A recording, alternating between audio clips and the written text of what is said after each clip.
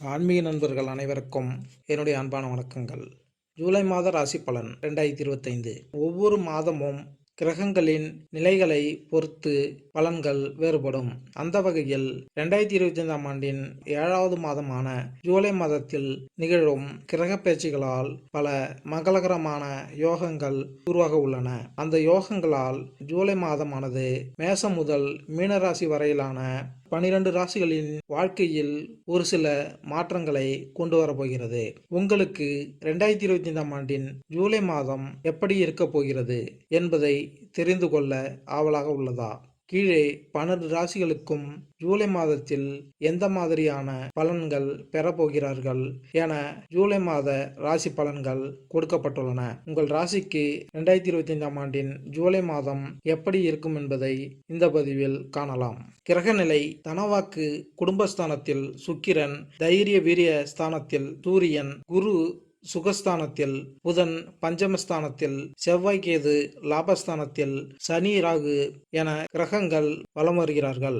2/7/2025 அன்று லாபஸ்தானத்தில் சனி வக்கரமாகிறார். 3/7/2025 அன்று சுகஸ்தானத்தில் புதன் வக்கரமாகிறார். 17/7/2025 அன்று தைரிய வீரியஸ்தானத்தில் இருந்து சூரியன் சுகஸ்தானத்திற்கு மாறுகிறார். 17/7/2025 அன்று புதன் பகவான் சுகஸ்தானத்திலிருந்து தைரிய வீரிய ஸ்தானத்திற்கு மாறுகிறார். 26/7/2025 அன்று தனவாக்கு குடும்பஸ்தானத்திலிருந்து சுக்கிரன் தைரிய வீரிய ஸ்தானத்தில் மாறுகிறார். 29/7/2025 அன்று பஞ்சமஸ்தானத்திலிருந்து செவ்வாய் ரணருண ரோக ஸ்தானத்திற்கு மாறுகிறார். மீனம் ராசி: பூரட்டாதி நட்சத்திரம் 4ஆம் பாதம், உத்திரட்டாதி நட்சத்திரம், ரேவதி நட்சத்திரம். மீனராசி அன்பர்களே, இந்த மாதம் மகேந்திர ஸ்தானங்கள் மிக பலமாக இருப்பதால் இதுவரை உங்கள் மனதை வாட்டி வந்த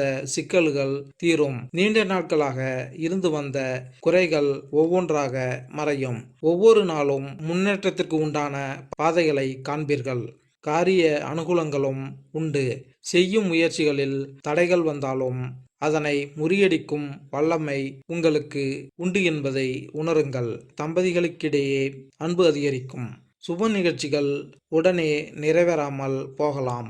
எனினும் முயற்சிகளை தொடர்ந்து செய்வது நன்மை பயக்கும். உத்தியோகம் பார்ப்பவர்கள் தொடர்ந்து சற்று சிரத்தை எடுத்து உழைக்க வேண்டியிருக்கும். உங்கள் உழைப்புக்கு தகுந்த செல்வாக்கும் பணவரவும் கிடைக்கும். கலைத்துறையினருக்கு பணவரவு சீரான நிலையில் இருக்கும். அதிக சிரத்தை எடுத்தால் புதிய ஒப்பந்தங்கள் கிடைக்கும். எதிர்பார்த்த புகழ் பாராட்டு கிடைக்காமல் போகலாம். அரசியல்வாதிகளுக்கு அண்டை அயலாருடன் இருக்கும் மனக்கசப்பு நீங்கி உற்சாகம் பிறக்கும். வழக்கில் வெற்றி அல்லது நீண்ட நாட்களாக இழுபறியில் உள்ள பிரச்சனை முடிவில் செல்வம், உரிமை, அதிகாரம் கிடைக்கப் பெறுவீர்கள். மாணவர்கள் தீவிர முயற்சி எடுத்து படிப்பது அவசியம். உடல்நலனை பொறுத்தவரை வயிறு உபாதைகள் வந்து மறையும்.